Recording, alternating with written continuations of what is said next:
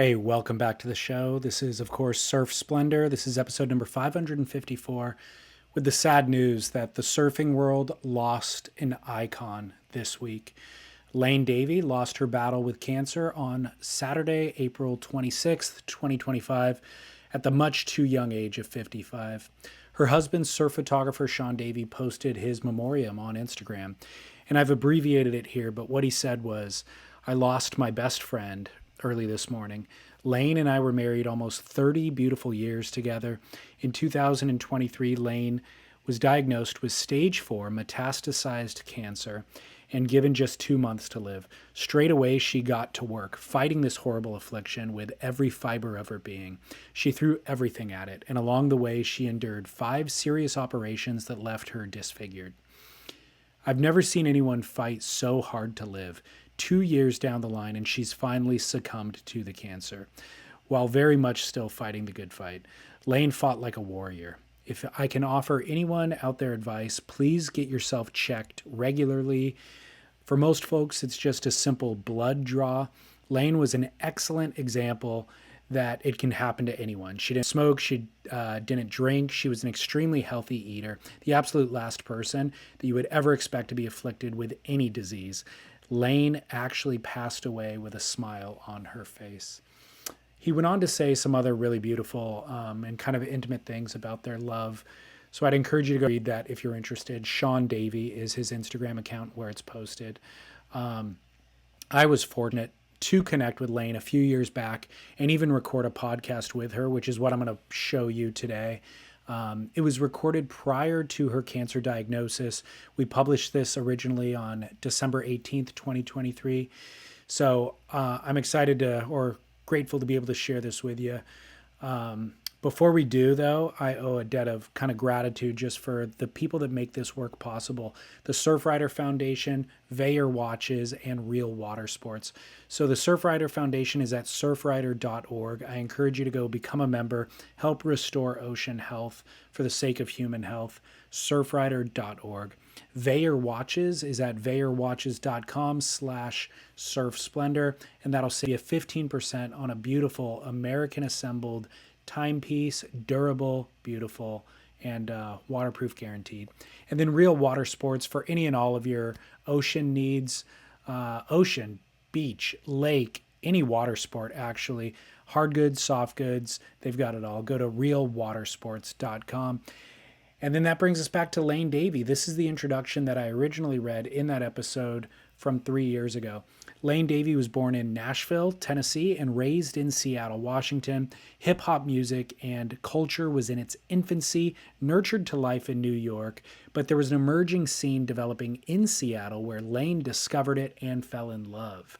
Her father had done well as a stockbroker, and he was kind of over the work and dreamed of a radical life change. So much to Lane's chagrin, he sold it all and moved the family to the Big Island of Hawaii, a land with zero awareness of hip hop, tons of lava, one stoplight in town at the time, and it was pure culture shock for Lane. But one of the great things that hip hop culture had brought her in Seattle was this ability to just navigate a new scene and kind of persevere any adversity that she would identify in it. So that is where she found her second love of surfing on the Big Island. And it's also where we're going to enter our chat here with Lane Davey. So my name is David Scales for Surf Splendor. I hope that you enjoy my conversation with the intrepid and inimitable pipeline pioneer and college professor, Lane Davey. Enjoy. Surf Splendor. Yeah, well, I was actually really into hip hop. I was a gymnast, and then I was like an Olympic level gymnast, and then I got into hip hop. So that it was like taking me out of everything I loved. I hated it. I didn't want to move, and so a couple of my friends were like, "Well, you live in Hawaii, you gotta learn how to surf." So that's what I did. And so now I'm actually writing a dissertation about like hip hop and He'enalu, so He'enalu being surfing, as a form of literature, like a new way of reading and writing. Like we read waves our writing, we when we surf, that's a response to our reading of the waves, and hip hop is the same. If you see surfing as like a dance, it's sort of this, it's not like other sports. It's spontaneous. You have to improvise. It's applied knowledge. It's not like learned. You're not learning choreography. You're not practicing a routine. You're learning a knowledge that you have to apply at a given moment, depending on the variables of that moment. Yeah. So yeah, that's interesting. We're coming up on like the 50th anniversary of hip hop. So yeah. The 50th anniversary of hip hop. Yeah, it's gonna be next August. Wow. So what? How did they decide when the kind of birth of hip hop was? Yeah, so there's a lot of different views on that, but and hip hop comes out of a lot of different other things, but basically they're saying like Cool Herc's block party on Sedgwick Avenue is sort of like what they decided. I mean, most people kind of agree on that. There's a lot of discrepancy between whether it's really the South Bronx or like there's other circles that started in Queens and stuff like that. And if you really look into it, like disco and like house kind of started at that time too. So yeah, but yeah, so I guess that's sort of the day they picked. It's in surfing that happens too, where with the shortboard revolution, it's like everybody kind of came to the conclusion simultaneously. So it's hard to exactly identify that it was in Australia or in California or in Hawaii, because so much had happened that just led to that as a natural conclusion. Right, so it's probably somewhat similar. Yeah. How did you discover hip hop, and was that when you were in Seattle? Yeah. So that was, during the time when it was emerging, I guess you could say. Mm-hmm. And so yeah, I just, it was the day Michael Jackson moonwalked across the stage. Really? I think I was already kind of experimenting, but at that moment I was like, that's it. I was like a Michael Jackson maniac. I had like his posters all over my room, all over the ceilings. I had everything you can find Michael Jackson. So when he did that, I was like, I gotta learn this dance, I was learning all his dance, and then I became a B-girl. So I was actually one of the first women or one of the few women, I guess I should say, to like actually like dance in the streets and the circles and stuff like that back in those days. Was that in Seattle? That was in Seattle, yeah. Was there much of a hip hop scene in Seattle? There was. We had a pretty flourishing little scene there. We totally followed New York. The guy, my crew leader is named D-Rock. Now he's known as DJ Mr.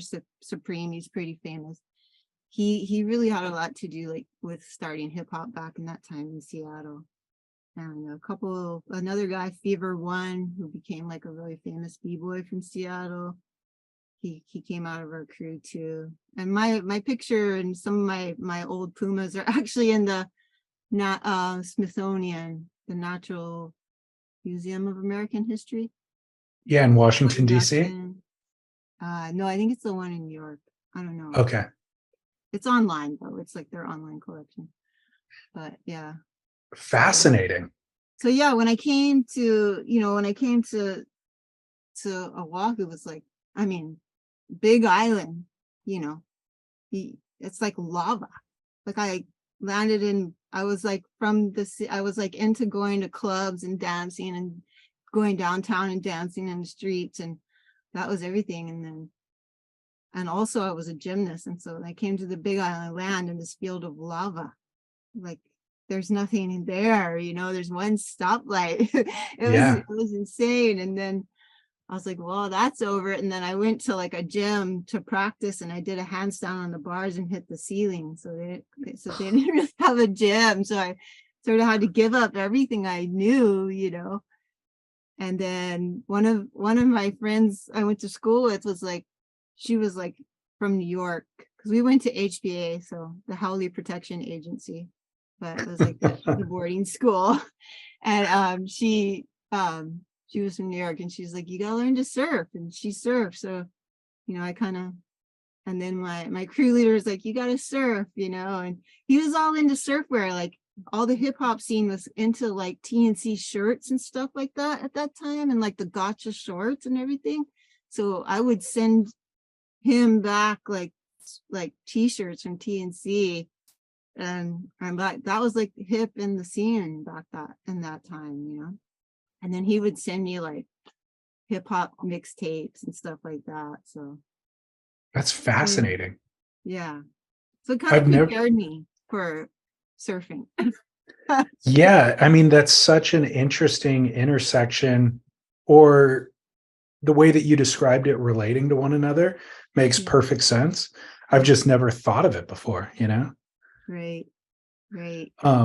And like I was saying, for your parents, there was the dream to move to Hawaii, but now that you explain your background, it sounds like it was probably a nightmare for you to give all of that up. And Yeah. I mean, information wasn't as accessible either. So they probably didn't play hip hop on the radio stations even in Hawaii, right? No. I remember I was playing like, once I started surfing, I got to know some of the boys and stuff. And I was in my car and I was playing some Run DMC, and they were like just laughing, like they'd never heard it before. They're like, what is this? I was like, God, what's wrong with you people? Don't know who Run DMC is, right? Or maybe they just thought it was funny that I was Howley and I was listening to that. That could have been it too, Maybe. because back then Um, it wasn't so like everybody was into hip hop, especially not Howleys. yeah, Yeah. totally. So yeah. Um, so you mentioned Shane and Conan Hayes. Who was, I mean, were they your same age group? And who were kind of what was the scene like back then? Who were the guys? And then were there any female surfers in that group at all other than yourself? What was your introduction to surfing as a whole? Yeah, so the Big Island is really different than my experience on Oahu in some ways, but some ways similar. There was only one other girl surfing at that time that I knew of. There was a couple others, but there was only one that I saw, and I didn't see her at first. So it was kind of like, I was sitting on the beach with my girlfriends, burning ourselves, because I guess that's what we thought made us look pretty or something. I was like, why are those guys are out there surfing? I want to try that, like, why are we sitting here on the beach? So I don't know, I guess I got this idea I wanted to go surfing. And one of the guys' boyfriends took me out there, and it was like a terrible experience. Like, they didn't tell me anything to do. I like had this longboard, and I knew nothing about surfing. I was from Seattle, like, it's the Pacific Sound. There's no waves. I mean, not where I was from. But yeah, and so I'm out there. I'm like, what do I do? And there's like waves. It was terrible. So I got in though, and then another friend took me out to a place called Pine Trees. That was at Kahalu'u.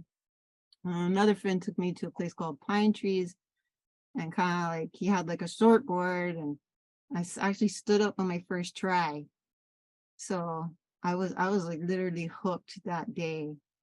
And then I had some other girlfriends try with me, but they were pretty much over it after that day, But yeah, it was so different. Like, so one of those girls I was with, we were gonna try to go surf at that place Kahalu, and then so we just paddled out, and these people saw us going out. They're like, "Don't go out. It's bad right now. There's current." And we were like, "Whatever." So we went out. We're getting sucked out the sea. We had to come in through the lava rocks, And then another time at Banyans, which is the main break there, where I, ended up surfing.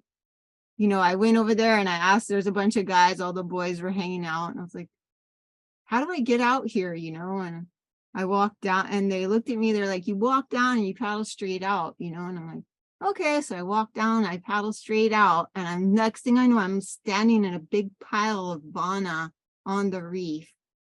And then I look back, I mean, I listen and I look back a little, I see them all pointing and laughing at me. And then they're like, look, it's Jesus walking on the water. Like they intentionally like told me the wrong place to paddle out, you know. Luckily I didn't get, Vana in my foot. I don't know what happened after that. I just remember that. But it was always like that, like it was, there weren't women, and as a haole too, it was like obviously I didn't know what I was doing in that case, but it was just funny to people. Like it was fun, they wanted to make fun, and it was funny to them that I was trying, and so oh gosh, I went through that. And then like Conan, he always hated me because he always said I was in the way.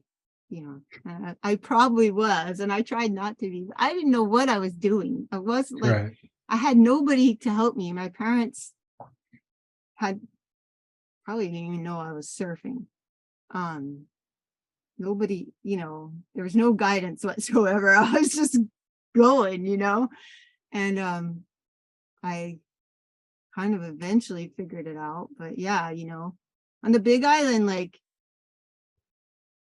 if you got in the way, you got in trouble.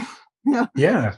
you Well, got to there's a lot of consequence in those surf spots too. There's not a lot of room for error. right. Yeah, it's all lava. It's all reef, like jagged, Yeah. with lots of Vana all over the place. So what do you attribute your perseverance to? Like, why didn't you just give up if people are harassing you that much and there is that much consequence?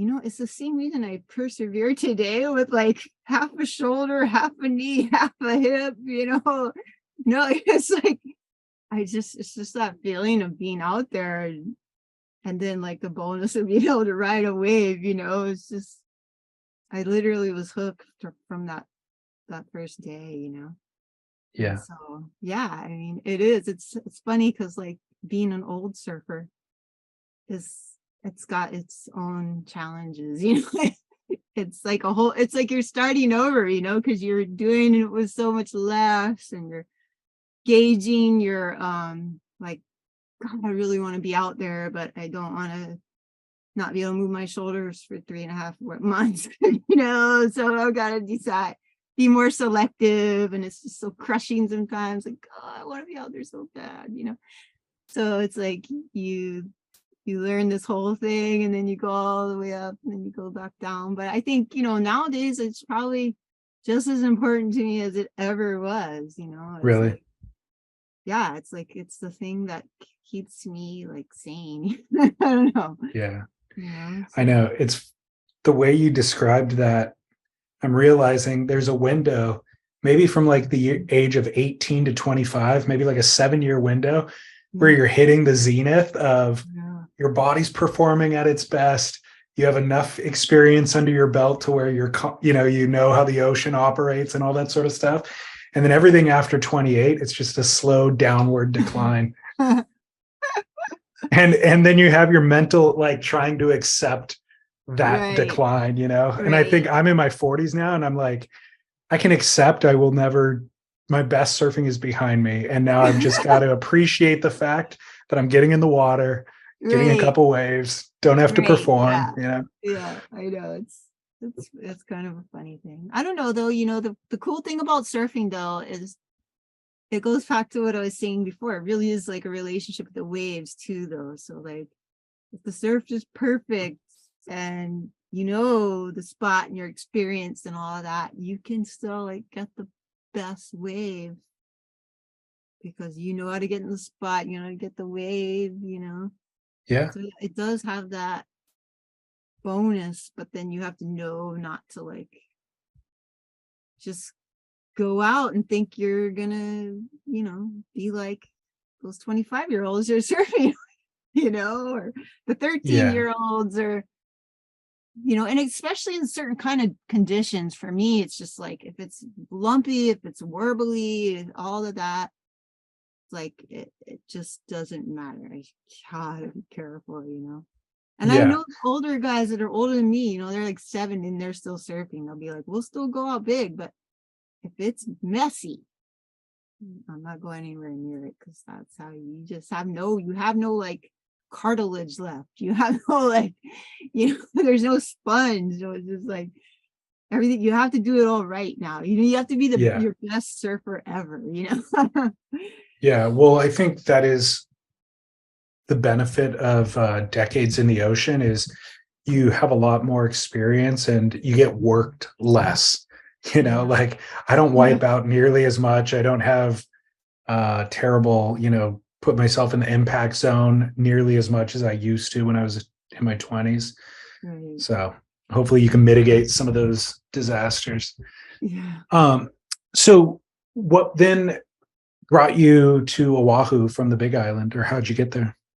Yeah. So I just came for college over here to UH. Oh, okay. I went to the mainland because I just started surfing when I was like a junior in high school. Mm-hmm. And then by the time I graduated, I'd already applied for colleges like in Las Vegas, all these different colleges. And I was so excited to get back to the city and like to hip hop and all of that. So I was trying to pick like good places for that. But then I learned to surf. So I went to California for a semester, and then I was like, this is terrible. What am I doing here? The waves suck. It's cold. You know what I mean? Also, I was like I did diving. I was diving in high school, so I got a little bit of help for diving, and I was outside in Long Beach. We were outside. It was freezing. I was like, oh my gosh, So I froze surfing and I froze diving, So by Christmas time, I was like, I gotta come back to Hawaii, So I came back to UH, and ironically, like my first contest was actually at Kalapana Drain Pipes, which is the surf spot that got taken out by the lava.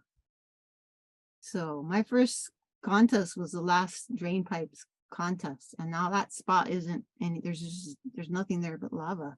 And that was Wow. called like Baby Sunset back then. That was like the premier surf spot on that side of the island. Yeah. And then the last one that happened a few years back, it took all of that. Like there were all these spots over there. So that's far from Kona. We'd drive like 3 hours, but we'd go over there, as together, a whole bunch of us in a car. And yeah, so that's just crazy. Like the year I left, the spot where I first had my first contest is gone. And now the rest is gone. Yeah, I've heard about that happening, but I'm wondering, are there new spots that are being developed? They talked about that like after the first time, but now, I know this one girl who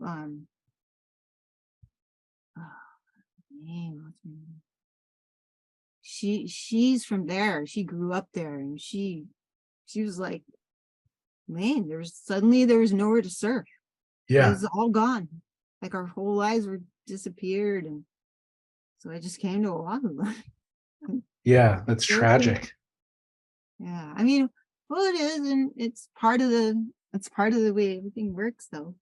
Of course. Tell me about going to college. I mean, did your parents insist that you go to college? What were you interested in studying, and what was your career path?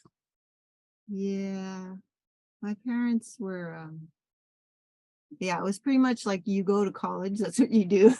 Gotcha. And so I was just doing that because of that. Yeah, fair enough. I went into fashion. My degree was in fashion merchandising, and Okay. I made my own company, Us Girls. So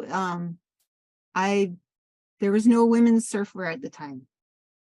There's only men's companies that I think, Quicksilver, which wasn't Roxy yet, started making a little bit of women's clothes, but there were no like swimsuits that were functional or cute. It was like if you had to wear like a Speedo or something. There were no board shorts for women. Nothing like that. Basically, the industry kind of rejected women. Like we shouldn't be out there. We're not marketable.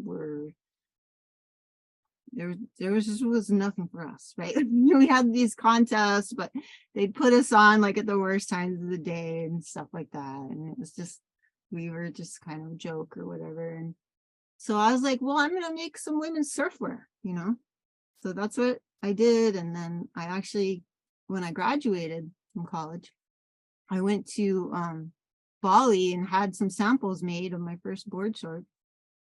And then I came back and I started this little clothing line I called Us Girls. And Roxy came out with the board shorts like a little bit after me, maybe 7 or 8 months. And then there's some other companies like right after me, like Lassen and Hapuna, who had another girl surfer working with them. And then like, I think there was this line called Poot on the mainland. So I was like a sales rep through college. I was a sales rep for like surfwear and stuff. And I was also a flower girl. Like I went to all the bars selling flowers. And yeah, it made more then than I do teaching, I think, as a college lecturer. but yeah, so I was doing that, and then I just made my own company and I started selling it. But yeah, was yours the first female board short?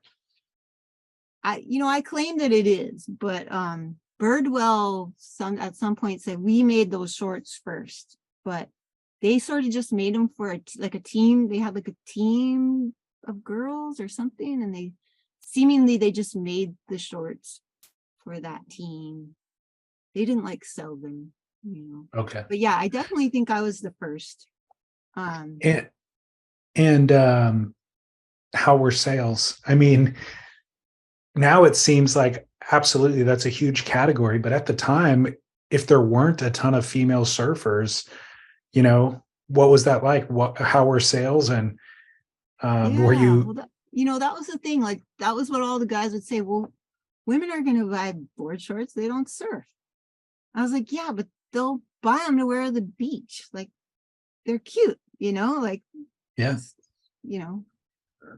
and sure enough, they did. Like they took off. And I remember like talking to somebody, on the north, when we were on the North Shore and stuff, and they're like, yeah, Roxy's coming out with some of those board shorts too, because I had my shorts, and they were like, but that's just a gimmick. Like they're just gonna do a few of those. That's never gonna take off. And it did, right? And then as soon as people saw there was money in it, that's when it really started to change for the women, because it was like cha-ching, but it's really been I don't know. For me, it's just like the surf industry is something that just it's a wound that's just continually gets ripped open. It's just like it was people like me. There was all these little like small women owned companies. So I have a photo of me, an ad. So it's an ad of me in my board shorts for this surf shop, which was the first women's surf shop called Water Girl, and that was in Encinitas. This lady Ilona started that. And then there was the what was it, Water Girl? No, Water Girl Surf Shop and Wahine magazine. So it was that, and that was supposed to be the first women's magazine. So we kind of like the women just started making our own stuff, and we kind of started like nurturing and like this little women's industry, and we had all our like little teams and stuff like that. And then as soon as like the big companies who had like wanted nothing to do with us, never really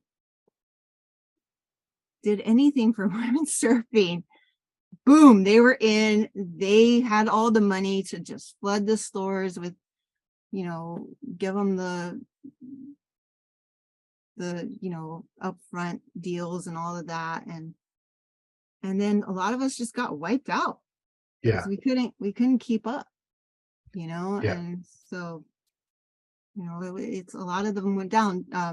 Mary Hartman, the girl in the curl, she's still around. She's got her little shop and her little, there's a bunch of women's surf schools, Isabel Tiffany, and so that was a time where women really, like, we kind of made this industry, and none of us are ever noticed at all, or recognized, or talked about, or written up, or anything, so Did Roxy or anybody at Quicksilver at the time reach out to you, or did you have any connection with anybody about sponsorship or distributing your product or anything like that? I believe I wrote Roxy. I don't know if I wrote them to sponsor them, or I think I tried to get sponsored, maybe. I don't know, but what I remember, and I have pictures of, I like keep, I have such a collection of things. I remember they had this model, right? And the model looked just like Lisa Anderson, right? So they had Lisa Anderson, and then they had their Roxy model who looked just like Lisa Anderson, but they couldn't use Lisa Anderson because they couldn't make that, cross that boundary that you could be pretty and surf, or that surfing was pretty. You know what I mean? Like, if you're athletic, you're, and back then it was like, if you were a surfer girl, you were a dyke, and stuff like that. And it was just, it's like I say, it's a wound that just, it just bleeds, and do you feel like they're doing it any better, the industry, quote unquote, whatever remains of it? Do you feel like the industry is doing a better job supporting and promoting women's surfing now? I mean, of course, like, things are, women are, they're getting everything. Like, they had the first women's pipe contest last year. It took them 52 years to do that, though. Like, that was a lifetime, that's been my spot, and I always wanted to have that contest. I never got that opportunity. And then, so, but why? Why are they doing it? I guess is my question. Is it just? I think money's the ultimate motivator all along the way. It's they, whoever's in control of the accounting doesn't recognize that there is an emerging category, and so they need somebody like you to come in, start small, service the community, build the category, and then they realize, oh, turns out they didn't want to risk their own money on it initially, but once it's proven, it's easy to swoop in, and they have all their distribution channels already lined up, which you don't have, and it's easy for them just to take over. And that's how I feel like it is. It's like, the women are the surfing is amazing, and it's amazing. It's changed. It's unbelievable, but it's like that last year, literally, it was like no girls hardly surf pipe. And then it's like a switch, like there's money, there's contests, now everybody's out of pipe. And it's just, it's so driven that way, and then it's just, for us, it's kind of like, so now there's all the hype about women at pipe, and it's like, every time it's like I watch women at pipe, pioneers at pipe, and so they left us out. They told us we weren't good enough or whatever it was, and then we started our little industry. They took that, and now it's like, okay, all the women, it's all good now. They're all at pipe. Here's the pipeline pioneers, and then now we're not in that either. Like, none of us that like did any of that are ever mentioned as being a part of it, and I'm still there every single morning. Like, I see every single one of those girls. I've given my life to that wave. I sacrificed. I almost drowned out there many times. I was surfing out there as big as it gets, first thing in the morning, with no lifeguards, with no money, no contest, no care. I just wanted to surf pipe, and nobody ever mentions my name. once. Yeah. Never in any of the, I don't get a mention, and Yeah. it's like, how do you like have a real industry when you're unwilling to look beyond like who won a contest for the history of women surfing, and so Yeah. it's like everybody's gonna have their little thing, and then What was your first experience with pipeline? Do you remember the first time you saw it, and certainly the first time you surfed it? yeah. So the first time I surfed it, so I was on the Big Island, right? And then I went and I was surfing over there on the mainland in California. I met this girl, Linda, who was part of the Cal State Long Beach Surf Club. So we were in the surf club. So she came to visit me like in between some break or something. And before I was going to go to UH the next year. So I was still in the Big Island. She's like, well, I'm going to take you to Oahu. Let's go to Oahu and go surf. And I was kind of like, yeah, I don't know. But I went with her, and then she took us out to Ehukai. And so, and then I guess we got sucked over to pipe, and so a couple of the guys are like, hey, you guys know you're at pipe, right? And she's like, yeah. And I was like, so clueless. I was like, what's pipe? What it was. I didn't know the Wow. spots in Oahu at all. Like I But wasn't ever really, yeah. when you're at Aukai, were there sets rolling through at pipe? I don't know. I get it wasn't very big, but Okay. I could see that I probably would have ended up there because I was used to reefs, so I like the reefs. I don't like the sandbars still now, So yeah, we ended up, that was my first day at pipe. And then I always kind of just was gravitated to pipe because it's really actually similar to like Banyans and some of those places on the Big Island because of the reefs. And if you think about it, like there's only really, there's not that many lefts on the North Shore. I mean, Yeah. big lefts and stuff like. So yeah, I gravitated to it. I went away from it for a while, and then I eventually just ended up back there, not too much longer. So obviously you got lulled into it on a day where it wasn't doing its proper thing. Once it is actually breaking, it's incredibly intimidating and treacherous. Do you remember facing that fear the first time? Yeah. So like I say, I mean, it is that, but it's like whatever you're used to, right? So like if you're used to like surfing banyans in like a foot deep of water with Vana sticking out, then that doesn't scare you as much as like, oh, I'm out at a sandbar and I keep getting pounded and I can't figure out how to get out of here. And then I get out there and it's like all these closeouts, right? Because I've never done that before, right? But I'm used to like taking off on steep drops and trying not to face plant on a reef. Gotcha. Because it's got a channel, So I'm just kind of doing what came naturally to me, And I don't know, I do have like the gymnastics background. I was pretty athletic, so I could make those drops, and I was really strong and really fit and all that. So yeah, and then also, I was surfing because I started out in town.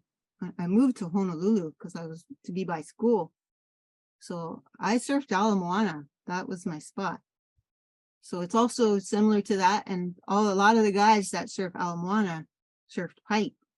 Got it. I sort of had that, connection to go over there and start, kind of trying. And when I got into it, and I didn't surf it real big. I actually, there weren't very many girls on the North Shore. I mean, on the whole island, there's probably like one or two handfuls of women surfers at that time, Yeah. And women didn't surf, I mean, at that time, the only girls surfing were bodyboarders out there. But there were a bunch of those girls, and those girls never get any recognition either. Like they were gnarly. Like they were charging pipe. and they're going, and the crowd was really gnarly, whether it was pipe or bowls, you had to respect the lineup. You didn't just go Who, out there and paddle yourself to the peak and go. I what was like, I year? couldn't even look at the peak. I couldn't even look at some of the guys, like, like, and it wasn't just me. It was like anybody who was Right. young, even if you're Hawaiian, you had to like work your way up, like. So what year are we talking about where was like Yeah, your introduction there, and who were the enforcers at the time? yeah. So that first time would have been like 89 when Okay. I came, and then I started really getting into it more like 93, and so like. I paddled out. The thing was back then, like the guys, they didn't go out under 6 feet. That was like shame. Like they would say, like, if it's under 6 feet, that's not pipe. What are you doing out there?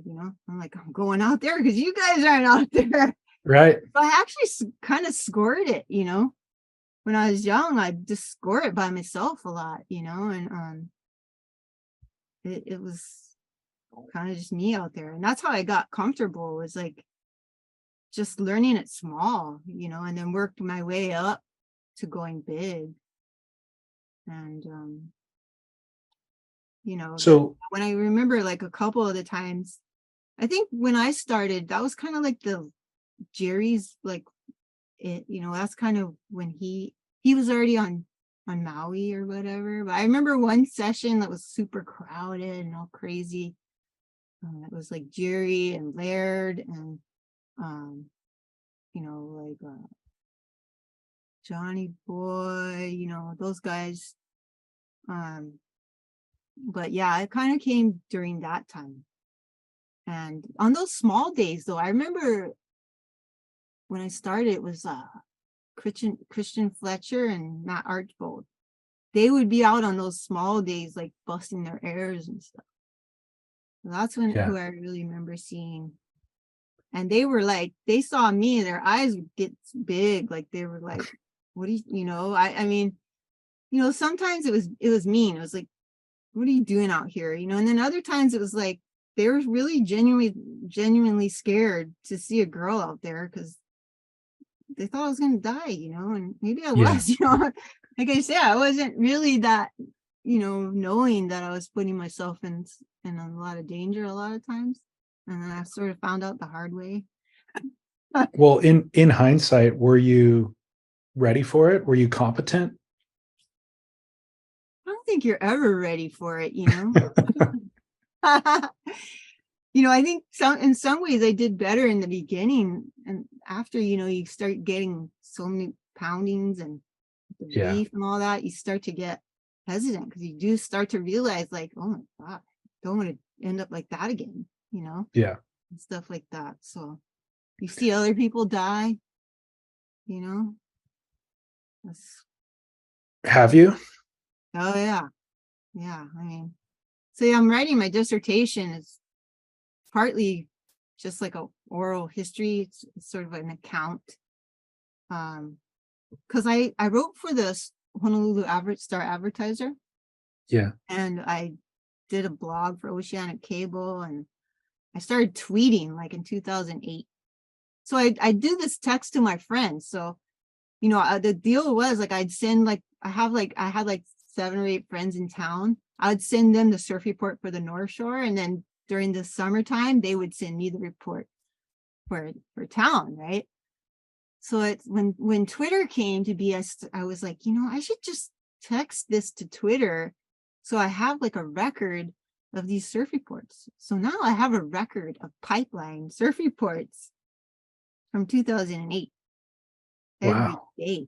So I took that, I made that into my dissertation, and with my husband. So my husband, Lane Davey, is photographer, and he's pretty well known. Yeah.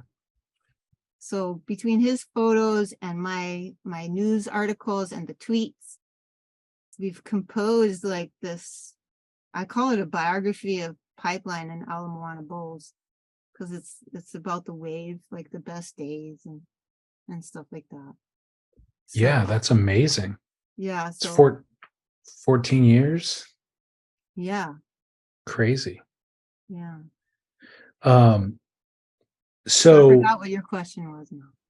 well, what I was going to ask you was, I don't remember what I had asked you either, but what I was going to ask you was, um, talking about the way your role in the hierarchy at Pipeline. Yeah. I'm wondering if the resistance, do you feel like it was directed at you because you were a female and the only female in the lineup? Or do you think it was kind of a universal way that that hierarchy treats young people coming into the lineup? Yeah, so I don't know. As a female, like at that time, I think many of us get a real like complex, right? Like, because there is a lot of just bad stuff, like but it's just there is bad stuff towards everybody. But as a female, it's just different bad stuff, you know. And then as a haole, you're in a different place, you're a haole. So I thought it definitely went through some gnarly shit, I'm not gonna lie. But at the end of the day, like what I found when I kind of became more friends with everybody is actually they were my friends all along. People were really watching out for me all along. But that everybody had to go through, like all the guys had, the Hawaiian guys, they had to work their way up. So like, especially at bowl, like especially in town, like you wouldn't even look at those guys outside. You get sent in, you don't, like you sit on the inside, like you don't get to go outside. That was just how it was. That was the rule. So you try to work your way up, but as a girl, it was different. I wasn't good. I mean, I think I'm proud of what I was able to accomplish, but like I had no help. Like I had no one to show me how to surf. I was just totally learning on my own and trying to not get in the way. Like that was the thing. Like people back then, you didn't have like all these people sitting on the inside like you do now. Right. You'd get beat up for that. Yeah. And I kind of, like people are like, oh, that was bad old days and stuff. I kind of wish we could go back to that in some ways. There was Because more like, order. there was order, and the privilege went to the people who were like putting their time in out there. Yeah. So like I never really paddled to the peak at Pipe, especially not in, I mean, not when all those guys were out, but like they would call me or at Bulls. It was more a matter of like they would call me over and tell me go, right? Like, so it's just, and then like some of my guy friends are like, the only waves I caught at Pipe were the ones like they told me go. Like it wasn't like you could just, it wasn't a free for all, Yeah. But there Do you was feel a like, respect. It was a respect that I learned that I never could have learned anywhere else. It's a different type of respect that we learn, in Western culture. We have a way of doing things, and we have a way of thinking about sport and like, and just life in general. And then when you come into these lineups, you learn this respect. It's respect for the ocean, the other people, the people's ancestors, that they see their ancestors as being as part of the reef, the sharks, so you're coming into that environment and there's just this respect, and once you gain that, you're going to be a different person. And to me, that's more important than any wave could give me. Like any amount of glory or any amount of like trophy or anything like that, was learning how to like conduct myself in that environment. It wasn't just me like I'm just going out there, I'm just talking to everybody, and it was me like going out and being respectful to the elders and learning how to like humble myself. And I love to hear you put it that way, because I probably haven't ever put that into words myself, but that's a lot of why I got into surfing as well, Wow. was those lessons that are inherent in the battle between man or woman versus nature. You just can't learn elsewhere, And I've grown up in a suburban environment, and so I'm not a hunter and gatherer, and Yeah. so I don't learn those lessons Right. in my day-to-day life. But surfing is a place where that does exist. There's a finite resource that we're all kind of battling for, and so I always valued that system. And it blows my mind that nowadays people vilify it. Like so many people who are getting into surfing now are just like anti-localism, which there's Mhm. obviously an ugly side of localism as well, Right. but they're anti every version of it. And they just think nobody owns the ocean. This is a free for all. You should be able to, it's for everybody, And it's like, that sounds great. However, it also undermines so much of the value of that older system that you're talking about. Right. Right. And before it was all shortboards, right? Like you went out to Piper Ala Moana Bowls, there were no longboarders. Right? Now you've got like all these people in longboards and they don't surf very well. But I can't really surf because of these people, because I'm gonna get killed. Yeah. But it's free for everybody, and it's like, well, it's not free for the people that get hit by your longboard, right? Yeah. But yeah, I mean, learning those systems, and I think it's important at some point, I was able to like discern between like the surf industry and like the guys that I grew up with, you know, um, who I went through things with, but ultimately they adopted me. Um, Yeah. so yeah, it's sort of an interesting dynamic there. I mean, I consider the people at Bowls and Pipe, but I mean, Pipe, it's kind of destroyed. Like with that group, there's no locals there anymore. I mean, not really. Um, we still have it at Bowls, so I always reflect back to that. But yeah, I mean, that's my family. My Yeah. family went back to the mainland. Those are my friends that I grew up since I was 17 years old, 18 years old. Yeah. Um, that's Did, that's family to me. I see them every year. I see them every swell. Um, yeah. did you feel like you ever earned the respect of those guys in the lineup and that crew in the lineup at Pipe? Some of them, definitely some of them. Um, you'll never win everybody over. And there's Yeah. definitely some people I pissed off. Whether it was because I got in their way, or a lot of guys got pissed just because I was willing to go out there and they were standing on the beach and they just couldn't stand it. So they'd say shitty things about me.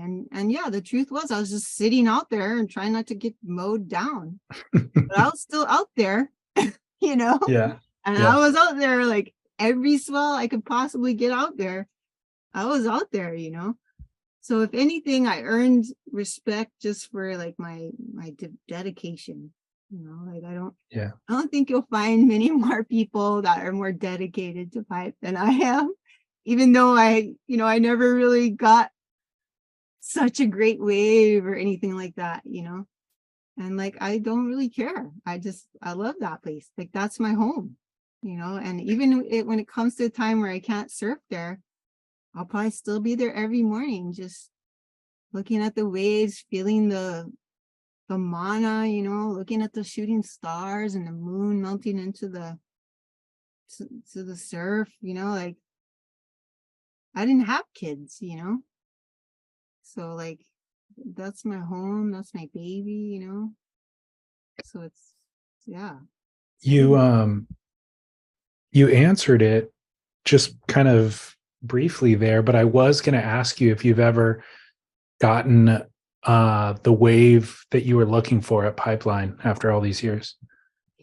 My goal was always to catch the second reefer, because like I figured out, like I could go out on those smaller days, like, some of the best days for me would be like the 3 to 4 foot days with the 5 or 6 foot sets, because nobody would come out, and if I could just sit out there for an hour and I could catch that 5 or 6 footer, that was back before the kids started coming. And then after that, the after 6 feet, the 8 feet, the 10 feet, that was right there on that first reef, like that was gnarly. So, and the crowd, like I couldn't put myself in there because I couldn't end up like getting caught and getting in the way. And I hurt my wrist at like 26, so I couldn't duck dive after that. Now I can barely duck dive at all. So I always had that problem where I really couldn't sit inside of people. And like I said before, it just wasn't allowed. Yeah. You couldn't sit in there. So I figured out though, like if I just could, muster up the courage to get out there on those 12-foot days, I was out there all by myself. Like I'm out there on that second reef. So I always surf the shoulder, people say it's the shoulder, but actually, pipe has changed a lot. Pipe doesn't even break the way it used to. But there used to be the main peak and then the second peak. Mm-hmm. And that's where I would catch the waves most of the time, is from that second peak. And that's not like the sandbar, that's the reef. And then it goes into the sandbar, Right. But then when it gets 12 feet, there's another 2 peaks out there. And so I would try to ride that. I could even go to the peak of the second reef, because it would usually just be me and 2 or 3 other people out there. And I just had to go and like be patient and stuff. And man, I got so close to catching one of those once. I mean, literally, like I was starting to go down, but I just didn't quite get it. And then after, I remember that day, I was just like, oh man, I know another one's going to come. So I just waited, and literally the swell just stopped. And I was like, darn it. And that was like the closest I ever got. But that was my dream, to like catch the second reefer and ride it through all the way through the barrel, and I'll admit, that's part of why I show up every morning, because if there's ever another perfect day, I know I could still maybe catch it. My problem is my leg might give out, because I have a really bad hip and a bad knee. So I'd hate to like stand up and be all in the barrel and then just have my leg give out from under me. But so yeah, that was always my dream, was that. But even though I never caught it, it was so worth it just to get me out there and all those crazy swells, and just to be out there in that size, is so magnificent. It's unbelievable. It's like, I don't know, like it's not even of this world. Yeah. What are among the worst experiences that you've had out there? Yeah, well, like I say, it's not all the guys, and it's, but when I started, like I said, there were some girls later on that, like Rochelle and Kiala, but back then the pros, whether it was guys or girls, they really weren't focused on big waves. So they weren't really going out big or anything like that, not real big and stuff. But I was going out there, and I would get harassed. Like if they saw me walking down the beach, and it was, I mean, it's huge, it's whitewatering. Like, what are you doing, Lane? And that was all the way down to the beach. What are you doing, Lane? Don't go out, Lane. What are you doing, Lane? What are you doing, Lane? And it's like, try going out to pipe with that. I mean, yeah, Moana Jones is like, she's unbelievable. I can't believe my eyes. But when she walks down the beach, everyone is cheering for her. She has thousands of followers. She has $80,000 prize purse. She had a pipe contest when she was a kid. She has people who are like, just, it's all going on for her. So for me, it was just like all of this, like, I'm going to die thing, so that's when I started going really early. because I was like, I got to get out there before those guys show up. So I just started, and that's what I did. I'd get out there at the crack of dawn, and then I'm out there. They can't say anything to me. I'm just out there. But then they're pissed because they're like, no, I got to go out there because she's freaking out there. And then they started calling me the buoy because I sit so far on the shoulder, you know. I'm like, that's all right. Everybody's gotta go around the buoy. And sometimes the buoy catches the biggest wave, you know. But yeah, it was just constant. And then, you know, this one time it was like my worst wipe out ever. So I was really careful, you know, and they always wanted to tell me I shouldn't be out there. So I knew I better not fuck up. You know what I mean? So it was like 10, and I know it was like 10 years because, and this was, I think it was in 2007. I'm going out and there's nobody out, right? And the whole morning was like kind of washing through and stuff. And it was kind of north. So if it's west, it'll hold up to almost like 20 feet. I think there was like couple swells last year like that.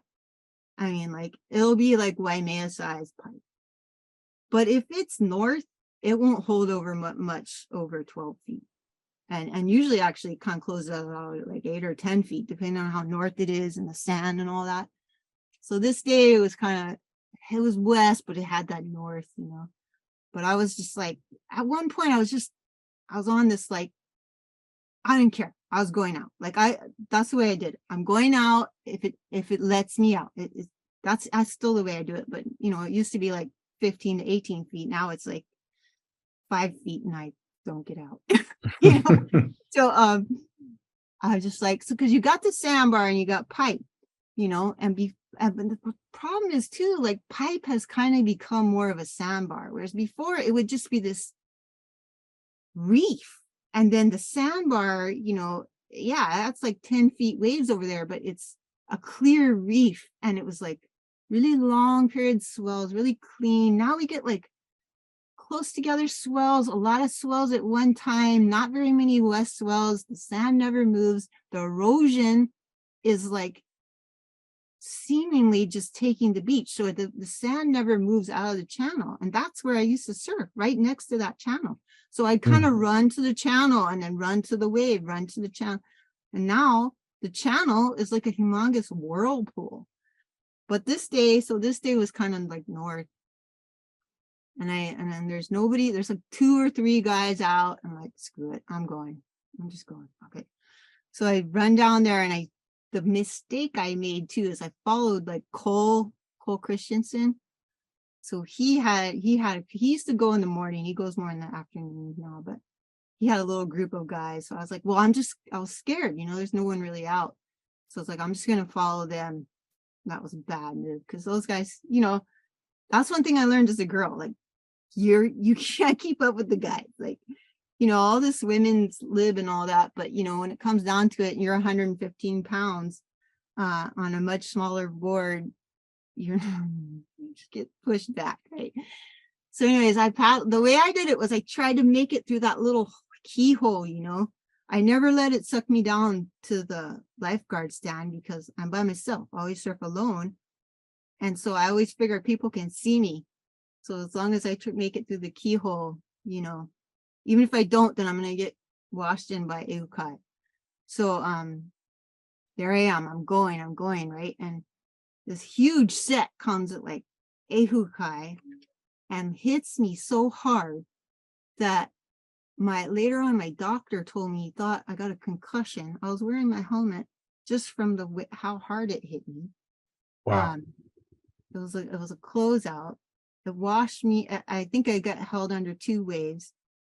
And so I'm like, oh my gosh, is this it? You know, so I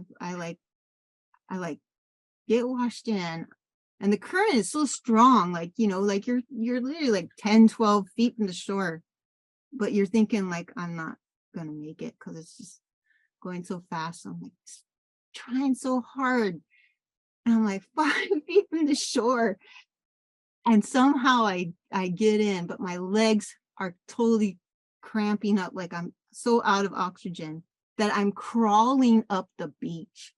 Wow. And one of the lifeguards, because I usually surf before the lifeguards, but we had waited a little bit that day because it wasn't that good. And so the lifeguard's like, yeah, well, you're lucky you got hit by that one instead of the 20-footer behind it. You're okay. You just got your ego bruised a little bit. And I'm just like, I was like, 10 years they've been waiting to tell me I shouldn't freaking be out there. And they finally Right. got to say it. But I lasted 10 years before I had a really bad wipeout like that, you know. And then like, wow, it was just so like, he didn't even ask if I was okay. He told me I was okay, Yeah. you know. On the other side of that, though, I had people like Dave Wassel, who was like really cool. Like I remember one day, it was one of those days I was walking up and down the beach, like, should I go? And he's like, you gonna go out, Lane? I'm like, think so. And he's like, well, you know what, Lane? I trust your judgment because I know I see you go out there and you just do what you can do, you know. And it's like it's just that there's the guys that support you, there's the guys who don't, you know. Yeah. And you can't get tied up in like everybody hates me. You got to be like, no, there's a lot of people that did. It took a long time, but they saw my dedication and all that, and they took me in and they watched out for me and they helped me and stuff like that. Well, it sounds like you've always done what you were going to do, regardless of what they were telling you as you're walking down to the beach.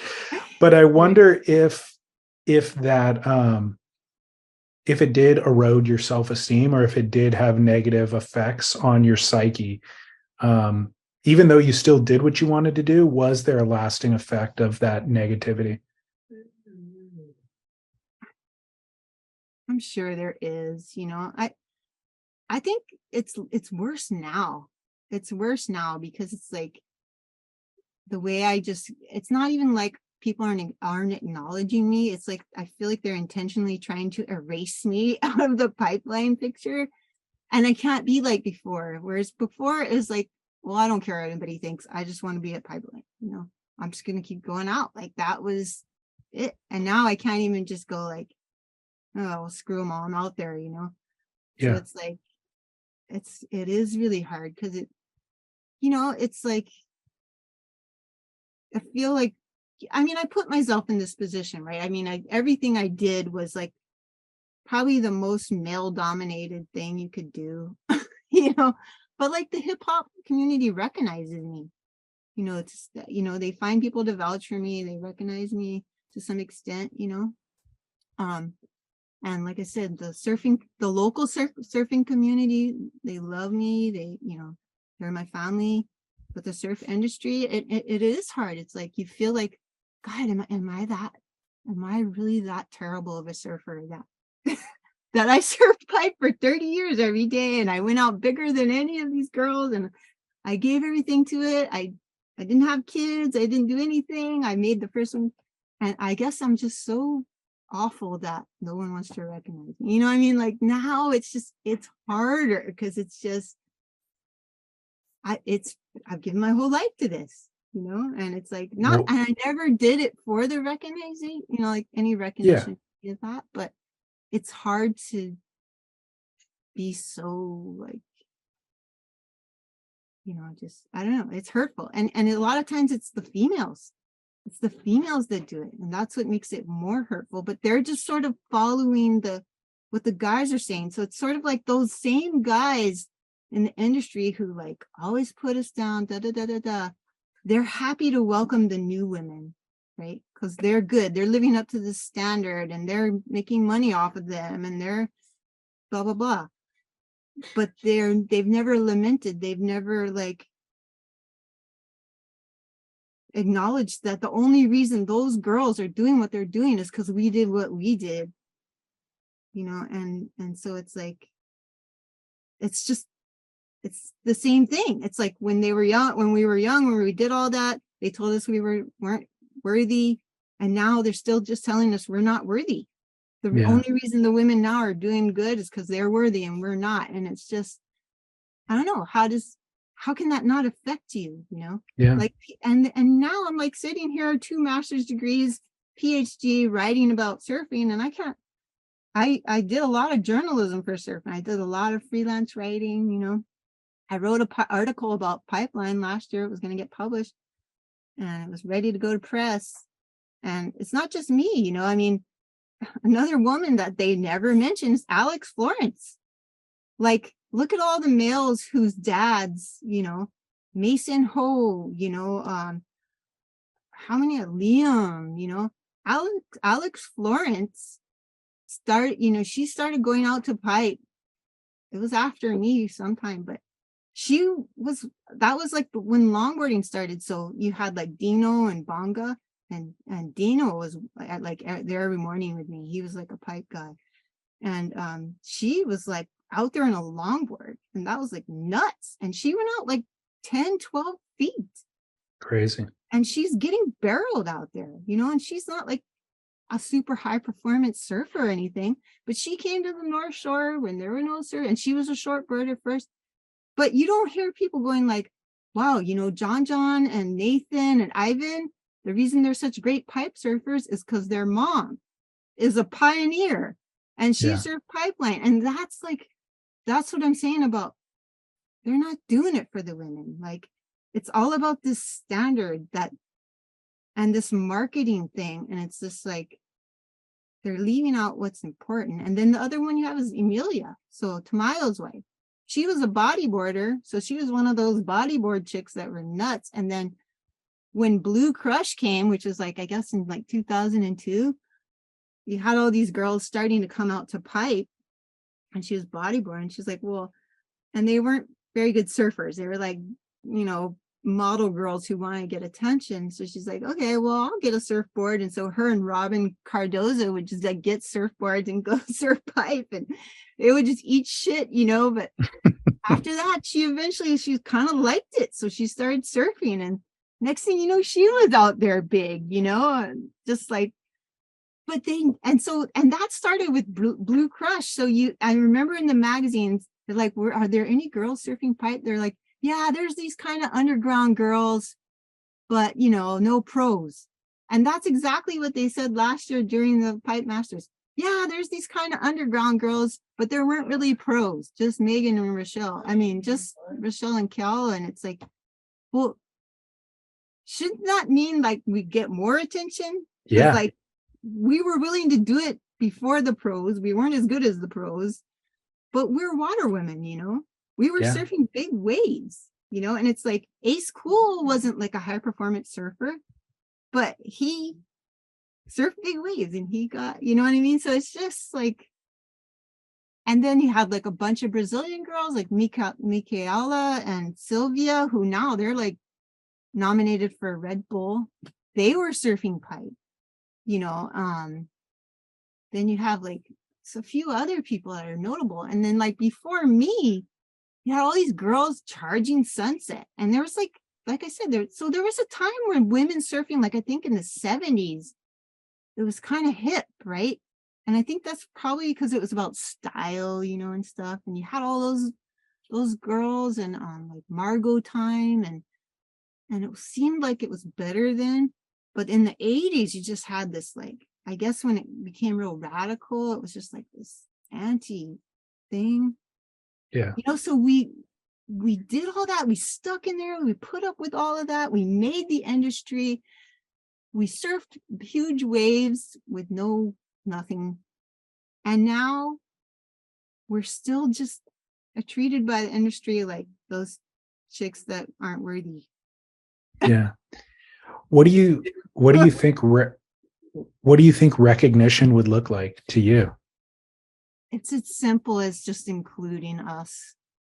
You know, I mean, simply hearing people mention my name, you know. I mean, they'll be like, I love Moana. I mean, don't get me wrong. I think she's so amazing. And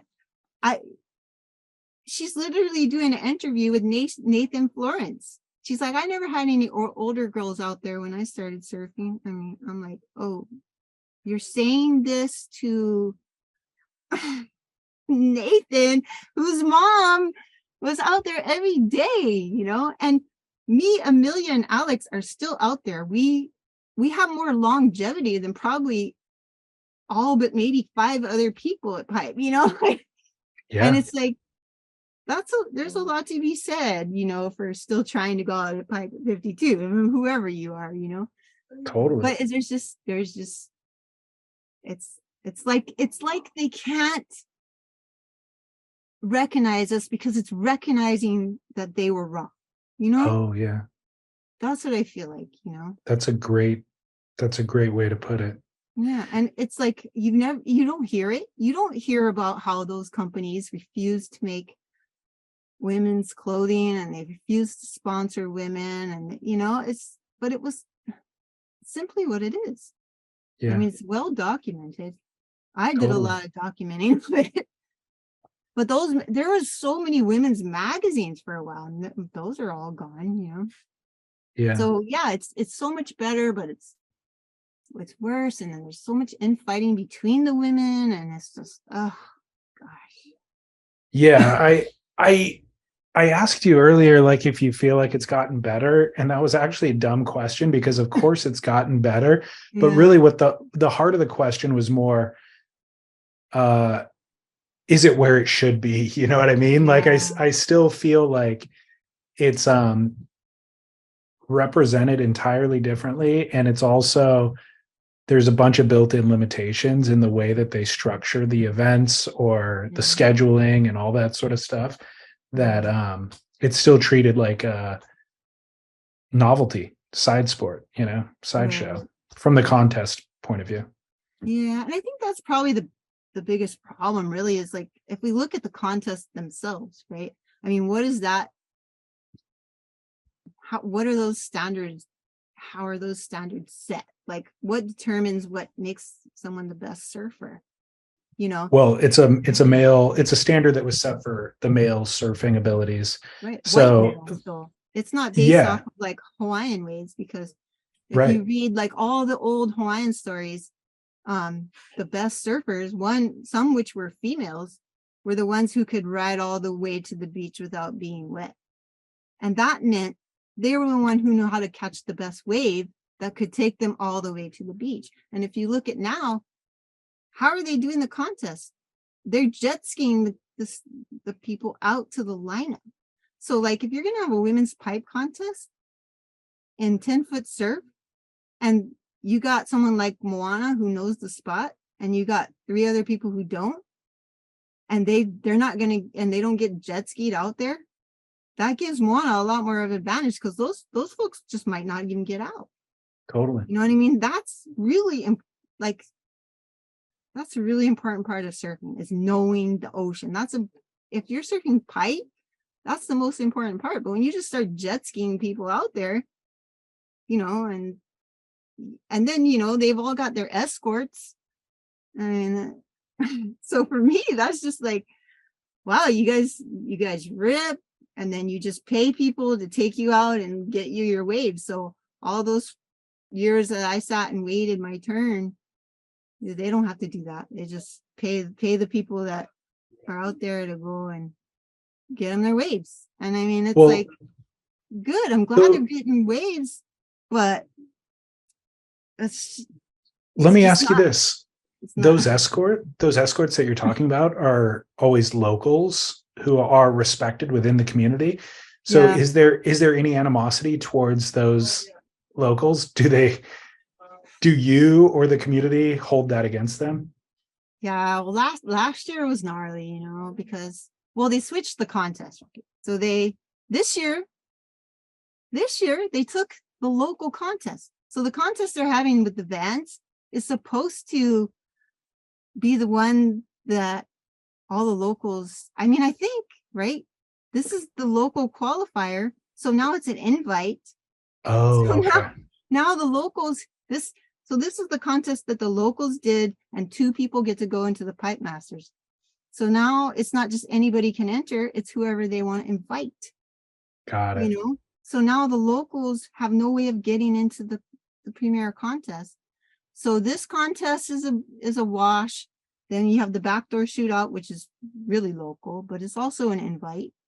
For the women's, I think the women's, which was the first time they had last year, that's a WSL I think WSL pays for that. And then the third one is the tour one.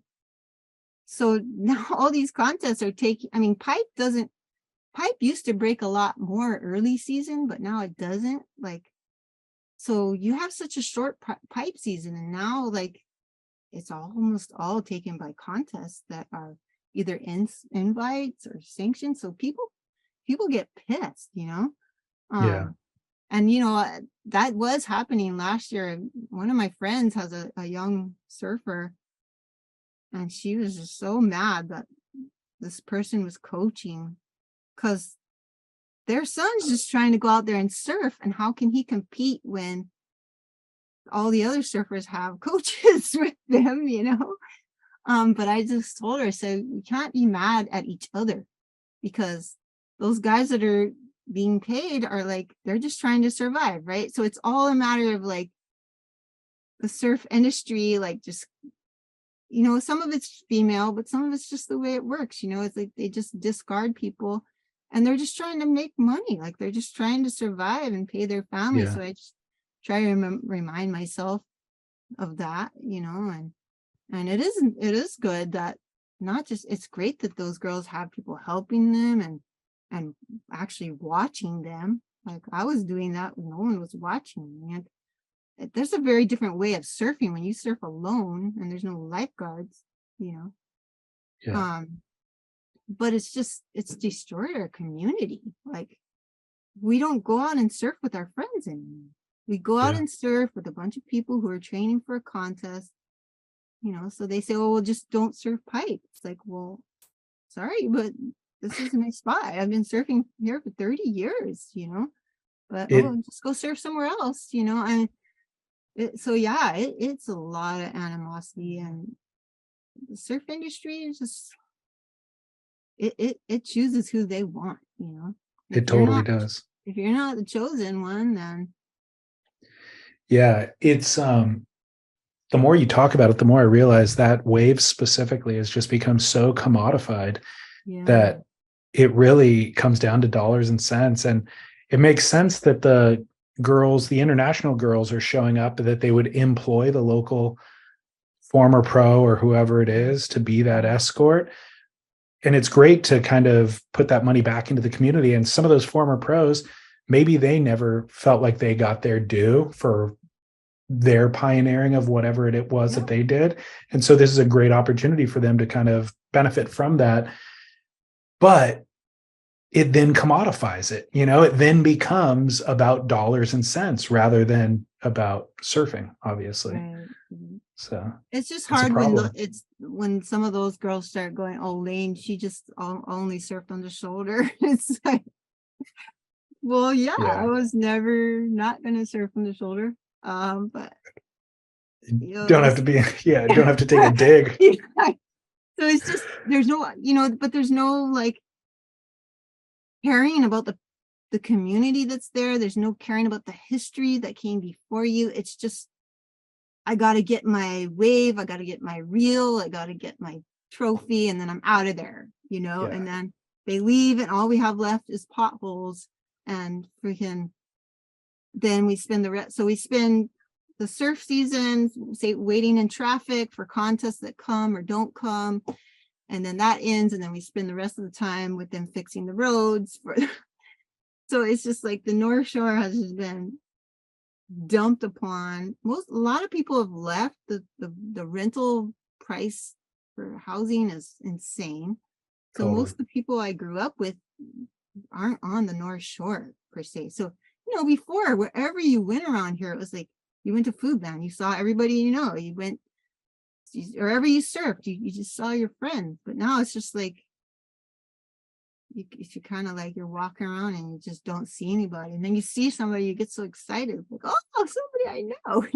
And then it's like the foreigners that are like talking to everybody, because there's so many of them. You know, and then they treat you like you don't belong at your own spot, you know. It's just Yeah. so we talk about psyche, you know, that kind of stuff gets me the most, I think. Just like, I just I just want to surf and be with my friends and have some kind of, I work really hard. I I taught 5 classes, and it's like I have that little bit of time to surf or be at the beach, and I have this little bit of time off now, and it's got all this contest. So it's like I go to the beach in the morning. I don't know if they're going to have the contest or not. So not only can I, only surf pipe for a little while, and then that's going to be super crowded. And then, but even if I don't, it's like, okay, where can I surf that not going to be traffic, that I don't have to sit for 2 hours. And then, by the way, I can't go to Foodland. And by the way, how am I going to get to work? Okay, I got to go that way to work. Imagine that. You're just like, No. I got to go to work, and they decided to suddenly have the contest today. So now it's going to take 2 extra hours for me to get to work. You know what I mean? It's really gnarly for our community. Well, it's taken away so much of the reason for being there in the first place. Right. Let's talk about your work a little bit, though. You introduced surfing literature as a course. Yeah. Tell me about why you got into teaching, your passion for teaching and lecturing, and what you're doing. Yeah. Oh my gosh. I've gone on such a tangent. I think that started partly with surfing and all of that I experienced. I'm still a really spiritual person, but I was a pretty conservative Christian growing up. So I started really having issues as the church became more political and their views about women and what they were teaching from the pulpit. And I really started to have this clashing, and I really started to see where the underlying structures of the race and gender were in the church. So I went back to school to study religion. So I have 2 master's degrees in religion, but they didn't have a graduate program for religion. So I went into English as a biblical literature scholar, and I ended up right back with surfing. But I'm teaching English, which is really labor intensive, because it's like, I have to grade 90 papers every 2 weeks. Wow. Not really what I want to teach. I wanted to teach religion. You teach English, the entry level English course, you're teaching the course nobody wants to take, right? And all you do is editing. So I loved being a journalist, but I didn't like editing. So now I'm just this editor of, oh gosh. But so I introduced these creative writing classes. So one is He'enalu, a new wave of creative writing. So we do look at surfing as a form of creative writing and reading.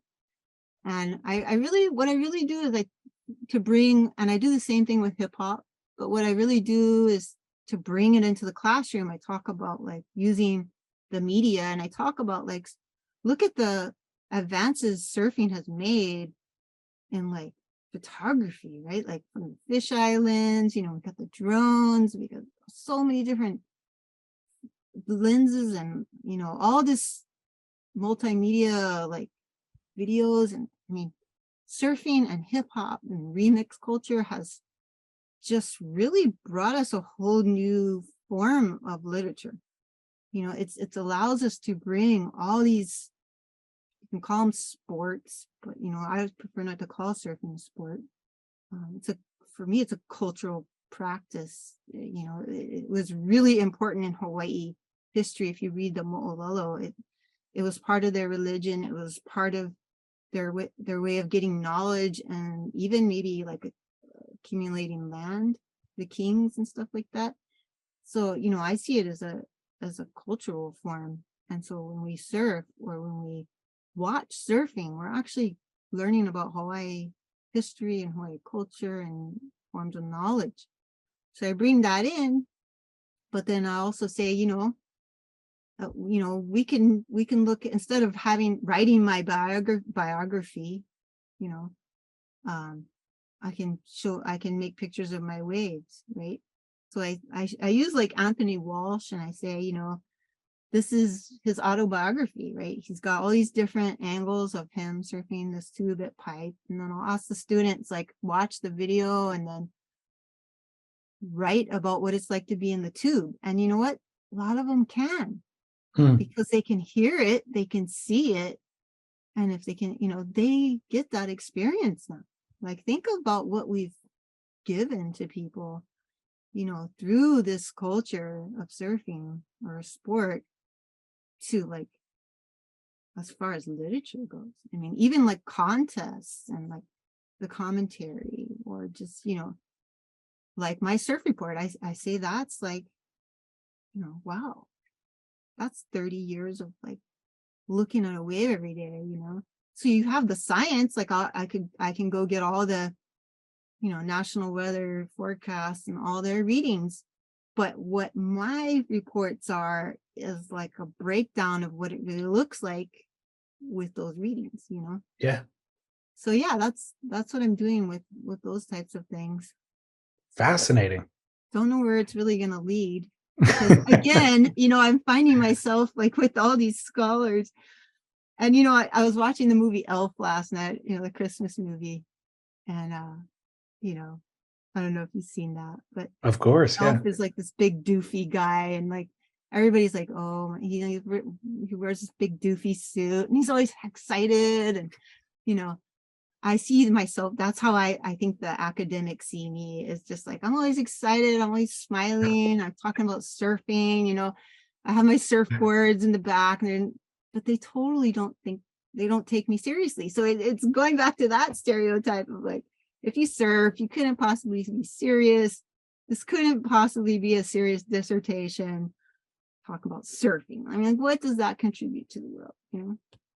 But I think it contributes a lot, you know, but it doesn't really matter. I think the people in the power positions have to care, you know, no matter which way you look at it.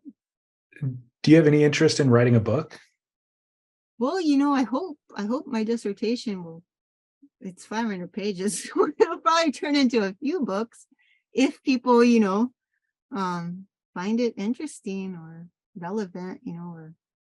I was thinking about William Finnegan, who wrote Barbarian Days. Yeah. He talked about that, not feeling like he was taken seriously by the literary world. And he lived in New York. Probably, I mean, he still probably does, you know. So he's in a circle that has no awareness of the surf world at all. But he always talked about concealing his surf identity because he knew that he wouldn't be taken seriously in that world. But ultimately, he was able to utilize those skill sets to write an autobiography that obviously has made big waves.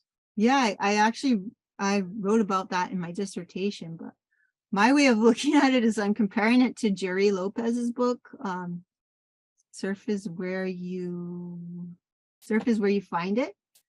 So I show a comparison between, like, you know, Jerry, I don't believe he's Hawaiian, but more of a, he's a yogi. So more of an Eastern way of maybe looking at things and more of a Western. So the very name of barbarian, you know, compared to like Jerry, who sees surf as like, you know, enlightenment, really. So I use that to sort of show this like different way of looking at the world, reflected by how we see surfing. And if you go back and you look at the missionaries and how they perceived surfing, it's the same, right? It's different, but it's the same, right? Like, so that was like pagan, it was entertainment. It immediately gets taken as entertainment instead of culture. And yeah, I just, that's really the point, is that we have to bring into education things that aren't written word and talk. I mean, we can bring dance, we can bring surfing, we can read it like literature. And that's how you start like decolonization, not by just adding more books, right? Yeah. But yeah, Barbarian Days, it's really it really shows Um, yeah. it shows that along, that sort of like coming of age view of surfing. yeah, It's something you do when you're young, and then when you get old, you have to become like this. Shh. When you become old, you have to become a valued citizen, and surfing isn't being valuable. That's just like he actually says it. It's like going out and worshiping nature or something like that, which is really what the Hawaiians yeah, do, right? totally. So yeah, it keeps coming back. It's there in our surfing contests. It's been in our literature. You know, the Western view of surfing and the Hawaiian view of surfing, or the Eastern view maybe, is just totally different. And I think that comes back to what we were saying about like the lineups. Is like when you surf, if you surf in that old way that we used to, you're learning something that's really important that can change the way you can change as a person. Yeah. It changes the way you see the world. You know, Kazi. Can you tell me, this might actually relate to what you're talking about, but can you tell me what intelligent movement is? Yeah, so that's intelligent movement. Well, intelligent movement comes from KRS-One. That's some of his lyrics. So he says, hip is to know, it's a form of intelligence. Hop is a form of movement. So hip is to be hip to your hop is to be aware of how you move. So that's how he explains hip hop. And so I use that, and I talk about that as surfing and hip hop, because hip hop, you know, back in those days, it was, it was on the streets. So you had to like battle your opponent of an opponent that you didn't even know. So, you know, whatever skills they did, you would have to pull out your skills in response to that. You had to go to the music. It was all about the music, you know. And then surfing is the same thing, right? Like we go out there, we know as much as we can, but we have to respond to what the waves are giving us, right? We have to be hip to our hop. We have to be aware of how we move or why we're moving. And so that's what it is. It's intelligent movement. It's learning through improv, you know, learning through applied knowledge, not practiced, always choreographed, you know, looking at different forms, these different forms of culture or art as a reflection of a new way of like living, of being. Yeah. As you're talking, surfing is I think in a very strange spot currently. The way that it's represented on the competitive level through the WSL, the way that it's represented through social media and vlogs and all of that, I think it's in a bizarre place. But hearing you talk today reminds me surfing has a long tradition of amazingness and coming from a very unique and pure place. And I think that I think it'll have that role in the future as well. And you've done a beautiful job articulating a lot of that stuff. And I think you've played a very important role in all of it along the way. So I'm glad to be able to share this conversation with everybody. Yeah, thanks. Yeah, I mean, that's what it is. I just keep going every day and keep doing what, you know, I love, and Good. trying to live right, you know. Totally. Final question for everybody is just, what was the last surfboard you rode, and whose boards are you riding at Pipe all these years? Oh gosh, yeah. So I rode Ipa. Ben Ipa was making me boards when I was on the tour, and he kind of coached me a little bit. And then Chuck Andrus, and I still have a couple Andrus boards. They're a little thick for me though, but and then for the most part, Tokoro. So he makes my boards, and he's like a crazy underground pipe charger. Yeah. I remember, when we were surfing a lot in like the 2000s, 2000, late 2000s, I was thinking we'd go out before the contest and I'd be like, if Wade entered this contest, he would beat all these guys. Like Really? Yeah. His peak was like the Wakita peak. It was like sort of a little bit inside of that. Oh, man, what an amazing surfer.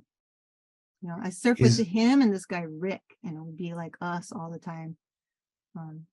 But yeah, so he's amazing. And so he makes me really good boards. And the last board I rode this morning, I don't remember.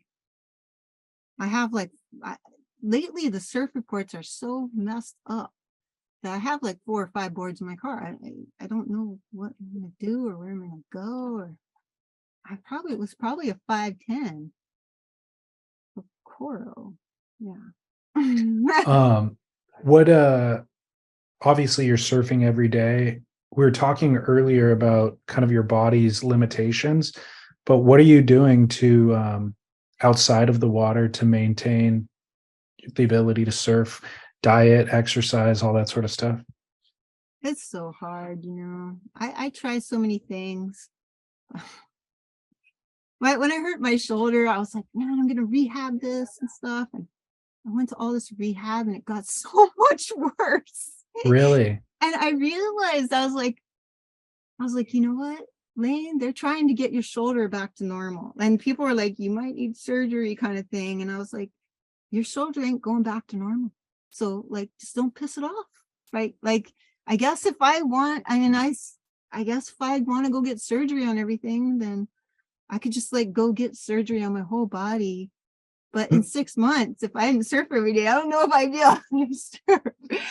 So I don't know. It's really hard. Like I try because I really want to be out there big at pipe. I really want to catch a big bull or a big pipe. But you try to build yourself up and you end up hurting yourself just doing that. And then you get so mad. You try to eat right, but then so much of that is like trends too. And it's like sometimes I try to eat all that plant-based food and stuff, and it's like I have allergies, so I think I'm allergic to some of the plants.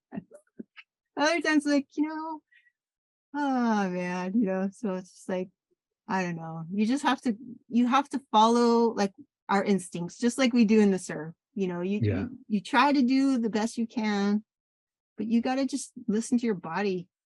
Yeah. Some people look at Kelly Slater. He's still like doing unreal. Totally. But we're not all Kelly Slater, and that's not all we do. We all have to work. Yeah. We just That's have, a like you huge part of said, it. we do what we can, and I might not be able to go out on like a 1 to 2 foot day that's on shore, but I might be able to paddle on a 12-foot day because it's perfect and I know the reef. So I just have to like know what I know and do what I do. And that's what saved me at Pipe out all those years. All those people were telling me what I could and couldn't do. And I knew what I could and couldn't do. And I didn't do stuff to get famous or to get money or to get anything. I just did what I could do. And ultimately, the people who do respect me, that's why they respected me. Because I wasn't shamed to like not go or to paddle in or to get washed down or, I just followed my heart. Yeah. That's what I do. Awesome. All right. All right. Well, thanks so much, Lane. Aloha. Okay. Bye. Surf Splendor.